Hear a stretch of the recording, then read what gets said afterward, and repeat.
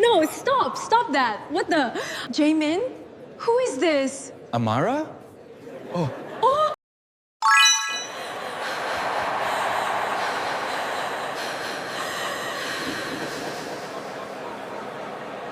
Amara, wait. Please. It's not what you think. Happy birthday, Jae-min! The gift slipped from Amara's hands and hit the marble floor with a dull crack. She didn't bend to pick it up. Her eyes were fixed across the room. There sat her husband, Kang Jae-min, dressed in an immaculate white suit, laughing without a care in the world, and a beautiful Korean woman was sitting on his lap. Amara stopped breathing. The woman leaned closer, teasing him with a joke before lightly tickling his side. Jae-min laughed harder, his hand resting casually against her waist. He had no idea his wife was standing 10 feet away. Amara's fingers trembled. Inside the white gift box was something she had chosen carefully for him, something she had imagined giving him with a smile. Now she could barely look at it. If you have ever walked into a moment that changed the way you saw someone you loved, stay with this story. Subscribe, like this video, and tell us in the comments, if you were Amara, would you confront him right there, or would you walk away? Amara swallowed the ache rising in her throat. She had dressed in yellow because Jae-min once told her it was the color that made her look happiest. She had spent hours getting ready. She had believed tonight would be different, special, unforgettable for them. None of that mattered anymore. Jae-min suddenly turned his head. His smile vanished. His eyes met Amara's. For several seconds, neither moved. Then his gaze dropped to the gift lying between them. Amara. His voice cracked. The woman on his lap followed his stare and slowly turned around. Her smile disappeared too. Amara looked at her husband, then at the woman, searching their faces for an explanation. There was nothing.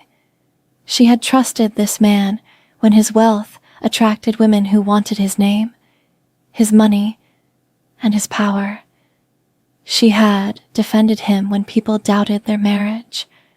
And on the night she came to make him feel loved, she had found another woman sitting where she never should have been. Jae-min stood abruptly.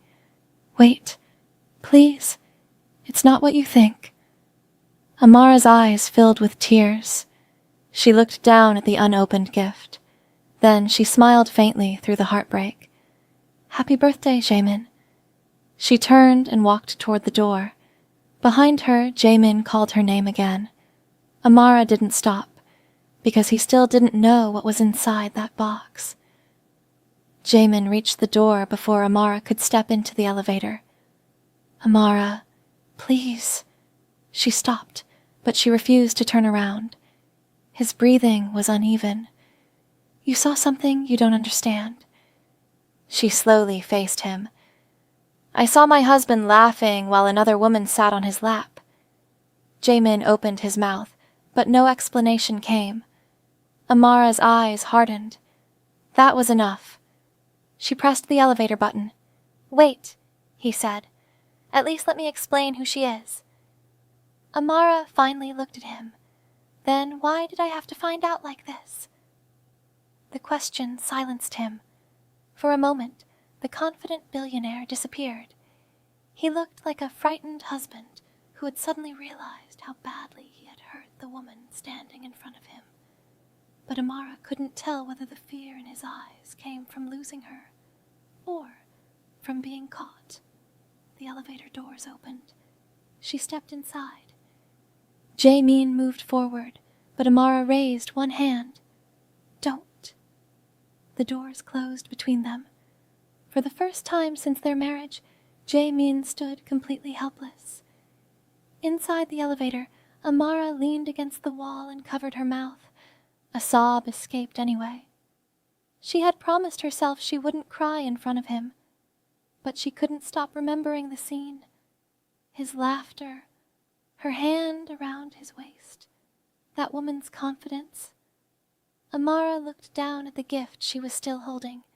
She almost threw it into the trash. Instead, she carried it home, because there was something inside it Jae-min had never seen. Something she had spent weeks preparing. Something that had made her believe his birthday would become one of the happiest nights of their lives. She placed the box on the kitchen counter and stared at it. Then her phone rang. It was Jae-min. She ignored the call. He called again. Then again. Finally, a message appeared. Please don't leave me before you know the truth.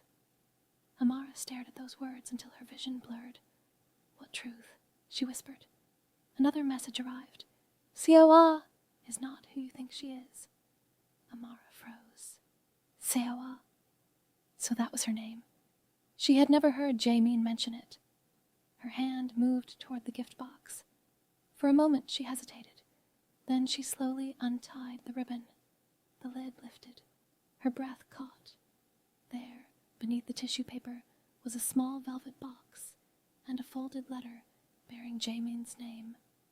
Amara picked up the letter, but before she could open it, her phone rang again.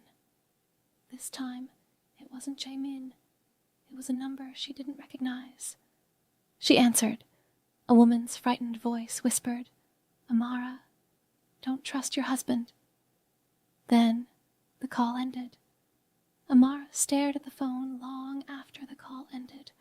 Her heart pounded. She called the number back.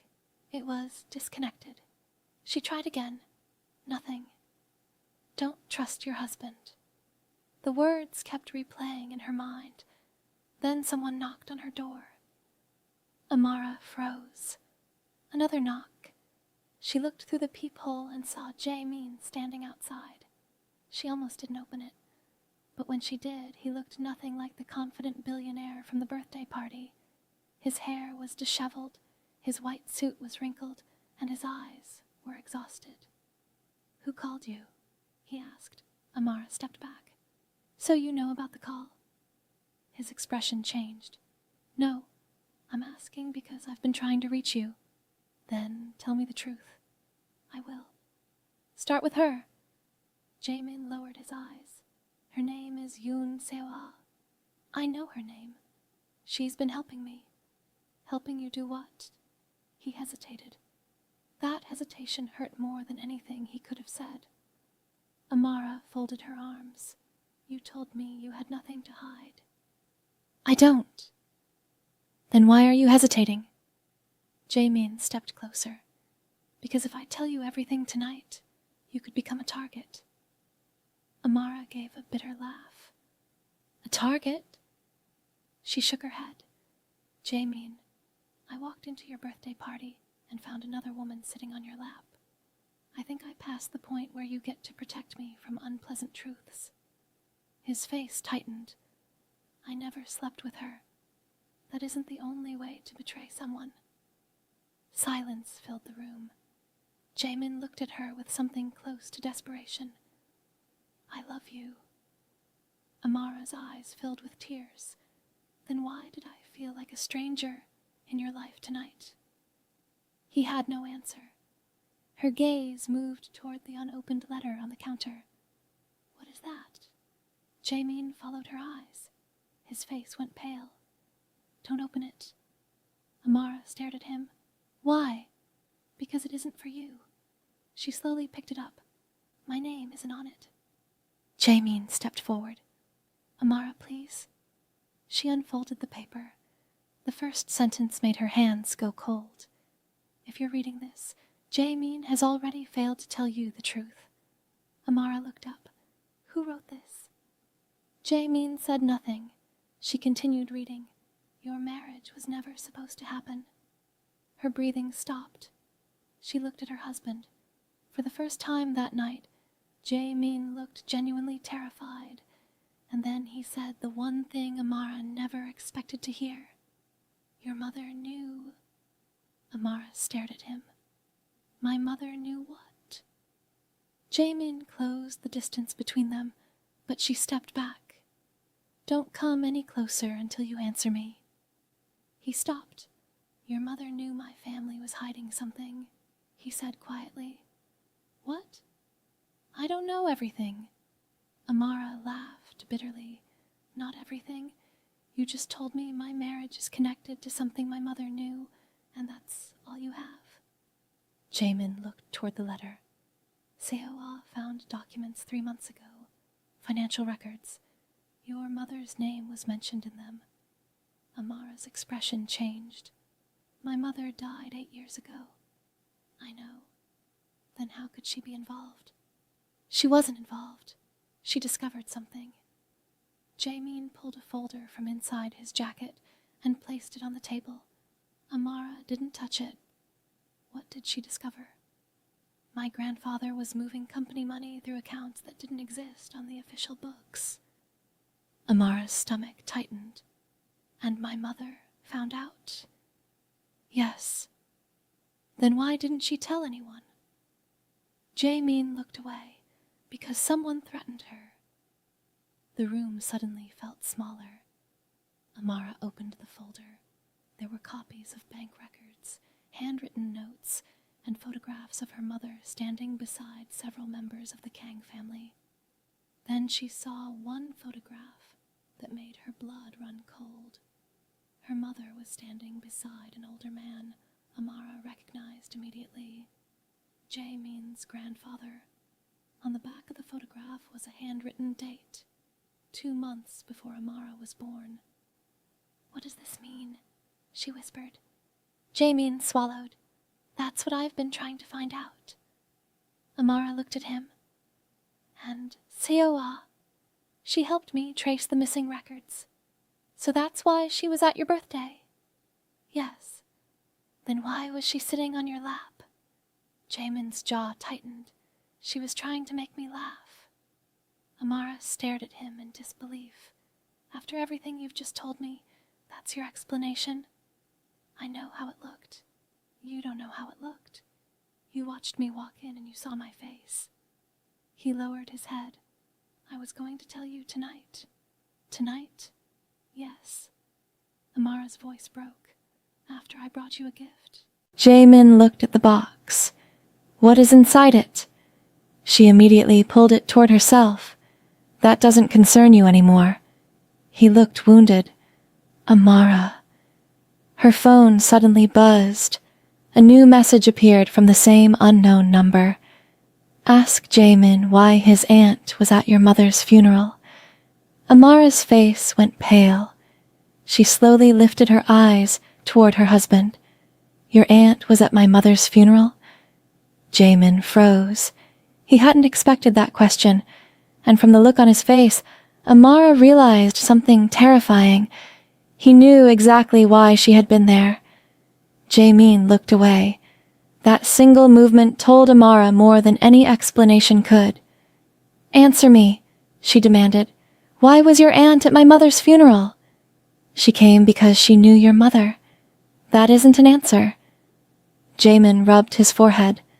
"My aunt, Kang Mira, knew your mother for years." Amara's chest tightened. "How?" "I don't know how much your mother told you." "She told me nothing." Jae-min looked at her. "Because she was afraid." The word hung between them. Amara opened the folder again and searched through the documents. Her fingers stopped when she found a photocopy of an old letter. The handwriting was unmistakably her mother's. "If anything happens to me, don't let them convince Amara that I abandoned her." Amara's lips parted. Her mother had never written anything like that before. She read the next line. "The Kang family knows what happened." Her eyes filled with tears. For years, Amara had believed her mother's death was a terrible accident. She had never questioned it. Now every memory felt different. "Why didn't you tell me this before we married?" Jae-min's voice softened. "Because I was investigating it. And you thought I didn't deserve to know. I thought knowing would put you in danger." Amara shook her head. "You keep calling secrecy protection." He had no response. She turned another page. A name appeared repeatedly. Kang Jae-min. Beside it were dates, bank transfers, and handwritten notes. Then Amara noticed something else. A photograph showed her mother leaving a building owned by the Kang family. Standing several feet behind her was Mira. Watching, following. Amara's breathing became shallow. My mother was being followed. Jae-min nodded slowly. Yes. By your aunt? We believe so. Amara covered her mouth. Everything she thought she knew about her mother's final years was collapsing. Then Jae-min reached for her hand. She pulled away. If this story has already made you wonder who was really behind Amara's heartbreak, stay with us. Like this video, subscribe to the channel, and tell us in the comments, would you trust Jae-min after discovering that his family may have been connected to your mother's death? Amara looked toward the unopened velvet box. What is in there? Jae-min asked. She opened it. Inside was a delicate diamond bracelet engraved with the date of their wedding. Underneath it lay a second envelope. Amara slowly opened it. One sentence was written inside. Your husband didn't choose you by accident. Her hands went cold. She looked at Jae-min. Did you know about this? He stared at the envelope. Then his face changed. No. For the first time, Amara believed him, and that frightened her more than anything else. Amara read the sentence again. Your husband didn't choose you by accident. She looked at Jae-min. What does that mean? I don't know. You expect me to believe that? I swear. She stepped away from him, clutching the envelope. For years, Amara had believed their love had been simple. They met, fell in love, fought against his family's objections, and married because they wanted each other. Now she wondered if the entire relationship had been carefully arranged. Jae-min reached for his phone. I need to call Seo-ah. Why? Because she found the first set of records. If anyone knows what this means, it's her. He dialed. No answer. He tried again. Nothing. Then his phone rang. The name on the screen made him freeze. Kang Jae-min, his aunt. Jae-min answered. Where are you? Mira's voice was calm. With my wife. There was a pause. You should bring her home.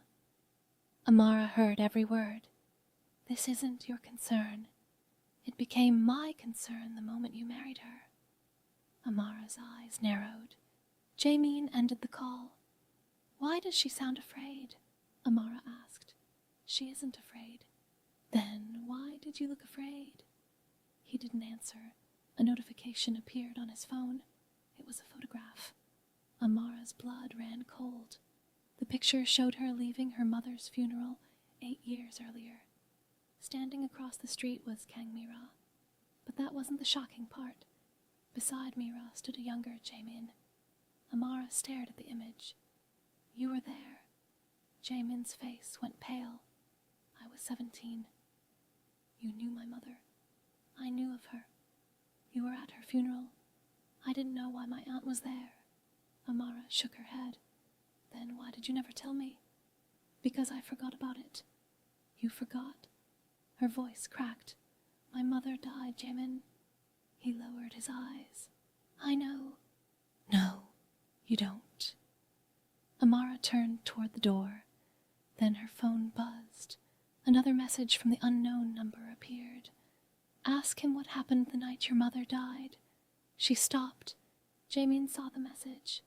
Amara, what happened that night? Silence. His expression changed. She stared at him. You know. Jae-min finally whispered, I was told your mother had an accident. Who told you? My aunt. Amara's heart sank. Then another message appeared. She didn't have an accident. Amara looked at Jae-min. The man she had trusted with her entire life suddenly seemed like a stranger. And somewhere across the city, Kang Jae-min deleted a file from her computer and smiled. She had waited 8 years for this marriage to fall apart.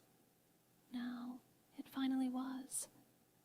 Amara stood motionless, staring at the message. She didn't have an accident.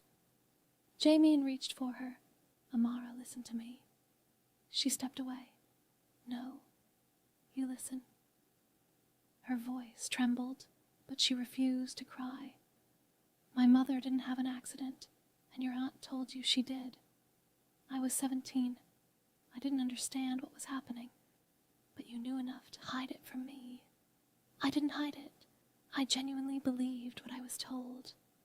Amara shook her head. Then why has your aunt been watching me for 8 years? Jae-min had no answer. His phone suddenly rang again. Seo-ah.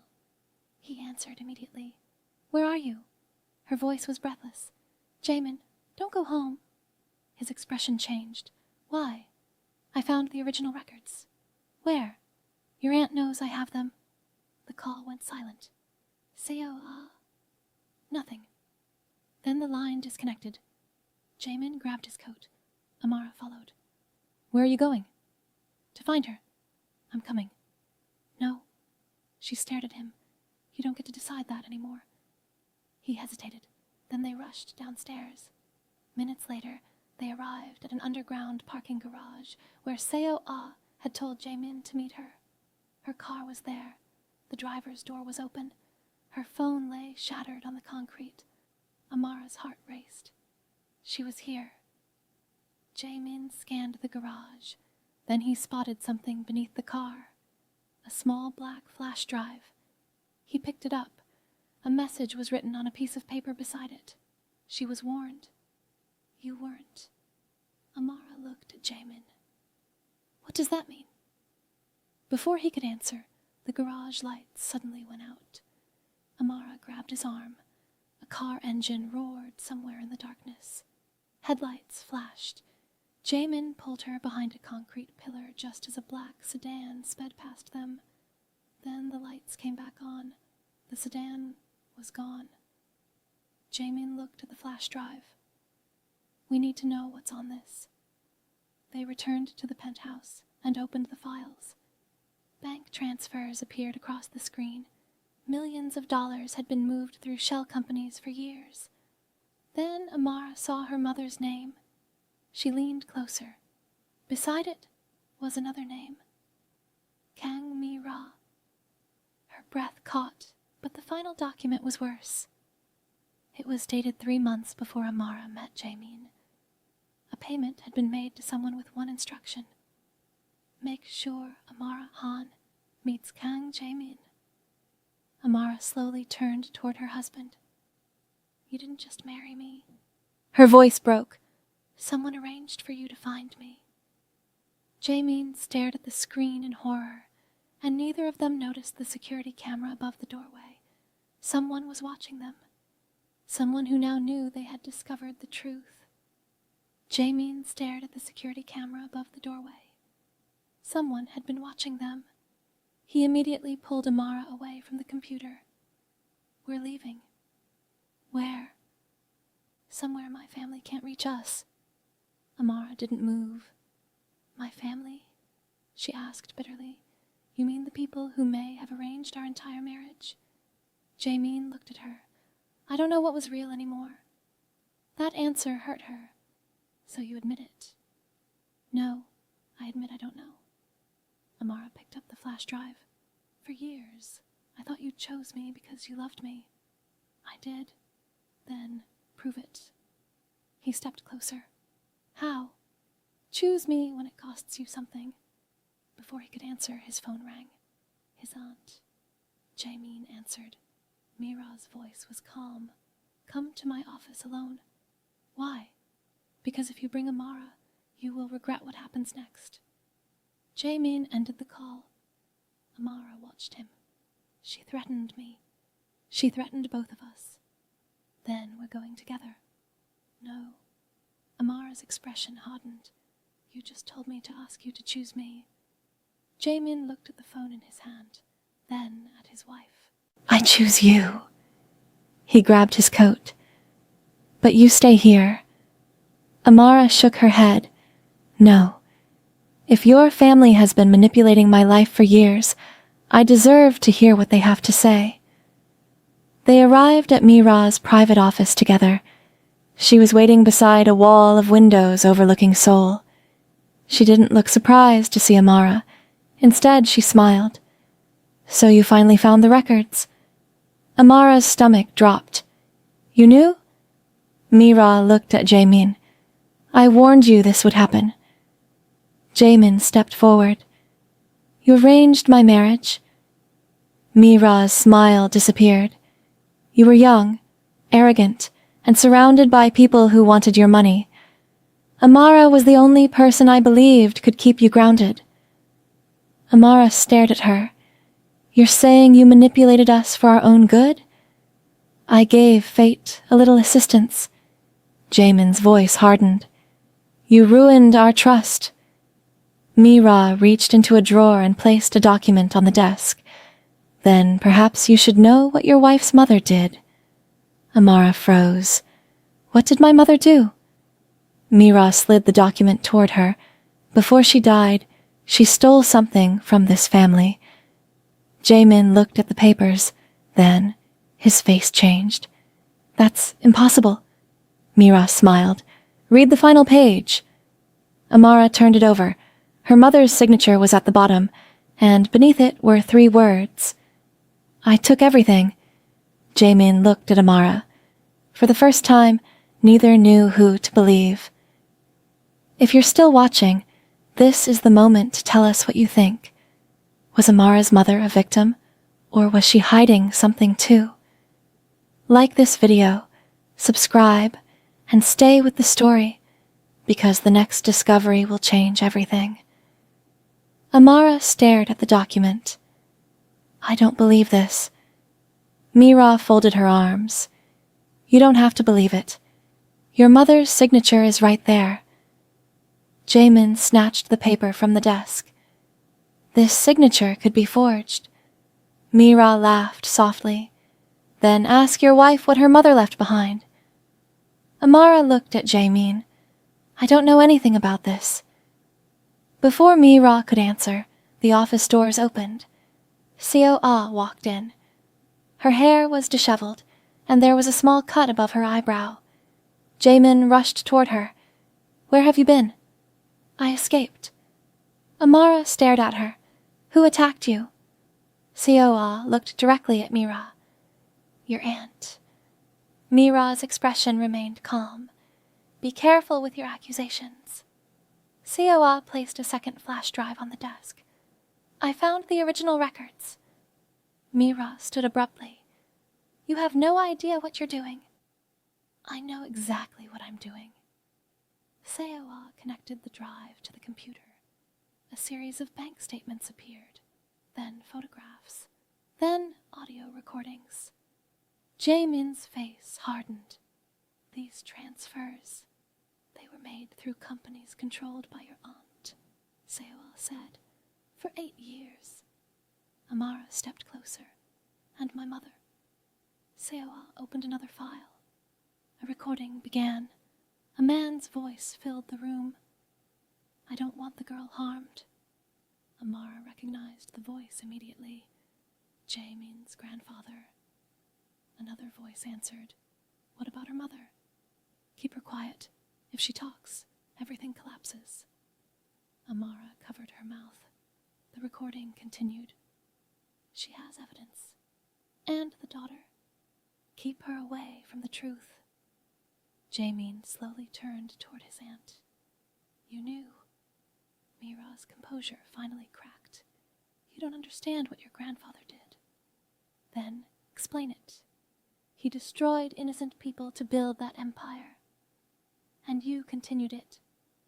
Mira's eyes flashed. "I protected this family. You stole from it. I saved it."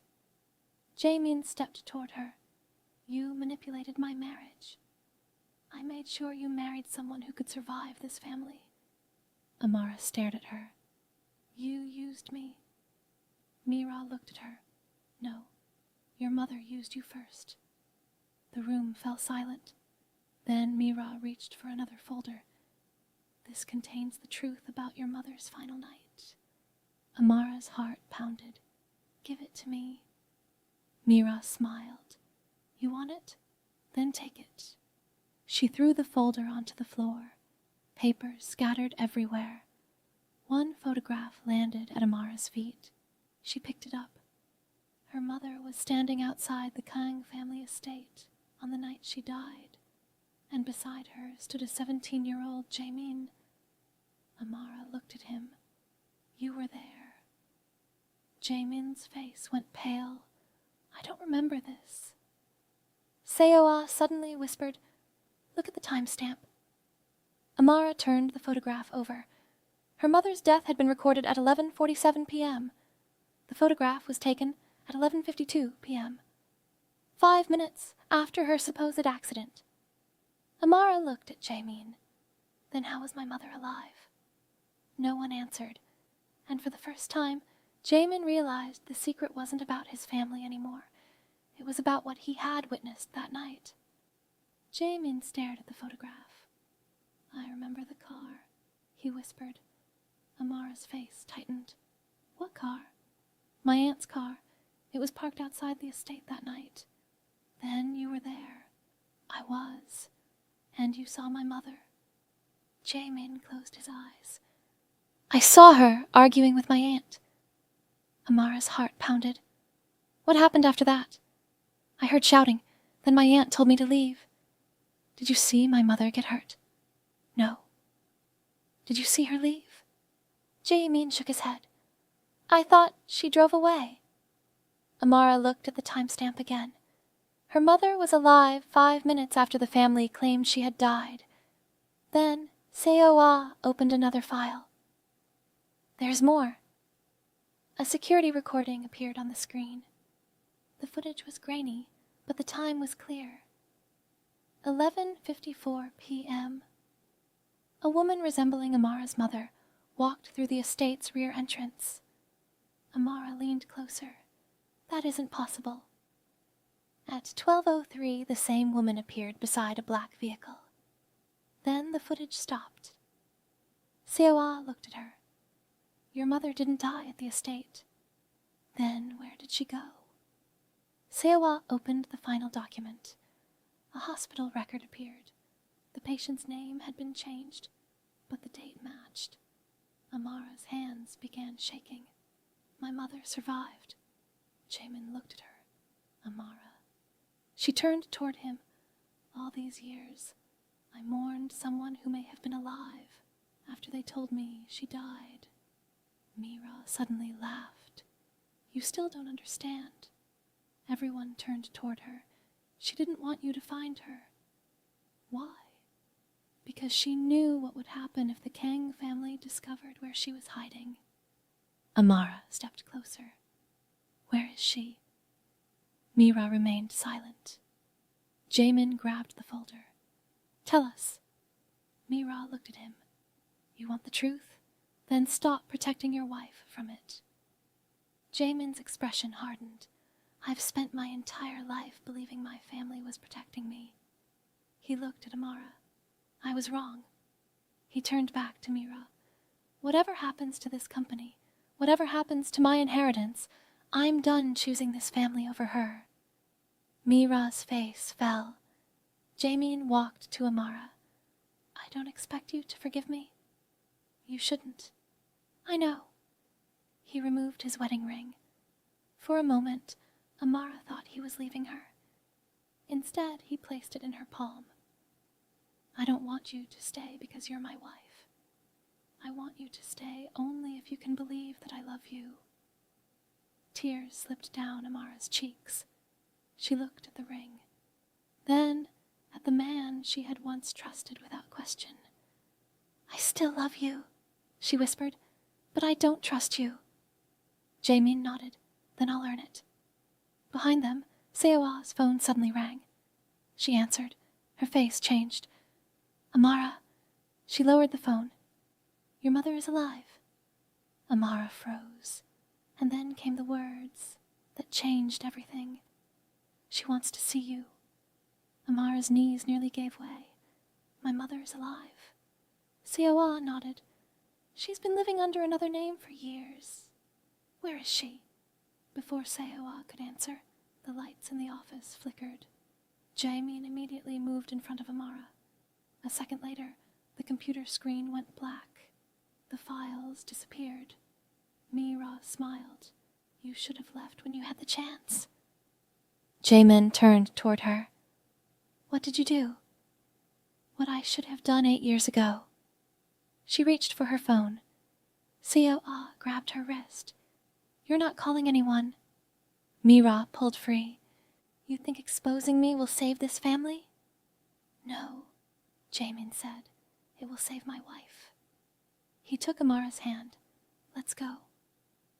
They rushed from the office. Outside, security guards were already moving through the corridor.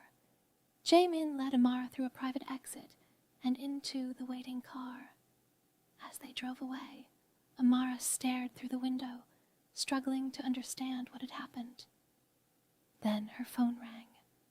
An unfamiliar woman's voice answered when she picked up. Amara? She stopped breathing. The voice was older, weaker, but somehow familiar. Mom? Silence. Then a quiet sob. Yes. Amara covered her mouth. Tears streamed down her face. Where have you been? I was trying to keep you alive. Why did you let me believe you were dead? Because they were watching you. Amara looked at Jae-min. Her mother continued. I knew the Kang family would eventually find you. But why did you let me marry him? I didn't. Amara froze. What? I never arranged your marriage. Her voice trembled. Someone else did. Amara's heart sank. Who? Before her mother could answer, the call suddenly ended. Mom? Nothing. Jae-min immediately pulled the car over. We have to find her. Amara looked at him through tears. No. He stared at her. I have spent my entire life trusting people because they told me they were protecting me. She wiped her face. I can't do that anymore. Jae-min nodded. What do you want? Amara looked down at her wedding ring. I want the truth. You'll have it. And if I discover that you knew more than you told me... She removed the ring and placed it in his hand. I won't come back. Jae-min stared at it. He understood. This wasn't a threat. It was her final boundary. Then his phone vibrated. A message appeared from an unknown number. If you want Amara's mother alive, come alone. Jae-min looked at Amara. She saw his expression change. What happened? He turned the screen toward her. Amara read the message. Her tears stopped. Someone had found her mother, and now they were coming for her too. Jae-min tightened his grip on the phone. I'm going alone. Amara shook her head. No, not this time. Before he could argue, another message arrived. Warehouse 17. 30 minutes. Come alone, or your mother disappears forever. Jae-min looked at Amara. She already knew what he was thinking. We're going together. They arrived at Warehouse 17, with Seo-ah minutes later. Inside, they found Amara's mother tied to a chair, frightened but alive, and standing behind her was Kang Mira. Amara rushed forward. Mom! Mira raised a gun. Stay where you are. Jae-min stepped between them. You've lost. Mira laughed. No. You lost the moment you married her. She revealed that she had arranged the first meeting between Amara and Jae-min years ago. She wanted Amara close enough to discover her mother's hidden evidence, then planned to use the marriage to control them both. But she had made one mistake. She had underestimated Amara. Seo-ah quietly activated the recording on her phone. Mira continued speaking, admitting everything. The financial crimes, the threats, the manipulation, and the attempt to make Amara believe Jae-min had betrayed her. Jae-min looked at Amara. I should have told you everything from the beginning. Amara's eyes filled with tears. Yes, I can't undo what happened. No.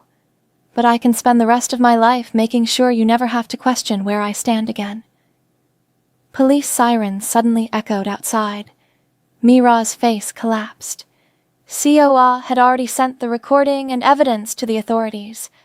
Within minutes, Mira was arrested. Amara ran to her mother. For the first time in 8 years, they held each other. Later that night, Jae-min found Amara standing alone outside the hospital. He approached slowly. "I brought something." He handed her the white birthday gift box. She looked at him. "You kept it?" "I couldn't throw it away." Amara opened it. Inside was the diamond bracelet and the letter she had never finished reading. Jae-min had added one final sentence. "I don't want another chance because I'm your husband. I want one because I finally understand what it means to deserve you." Amara cried. She slipped the bracelet onto her wrist. Then she looked at him. "I can't promise everything will be like before." "I don't want before." He reached for her hand. "I want better." She squeezed his fingers. That was not forgiveness. Not yet. But it was a beginning. If this story touched you, like the video, subscribe to the channel, and tell us in the comments.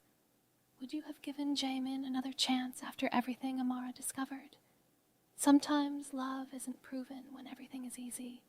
It's proven when the truth becomes painful, when trust is broken, and someone chooses to rebuild instead of running away.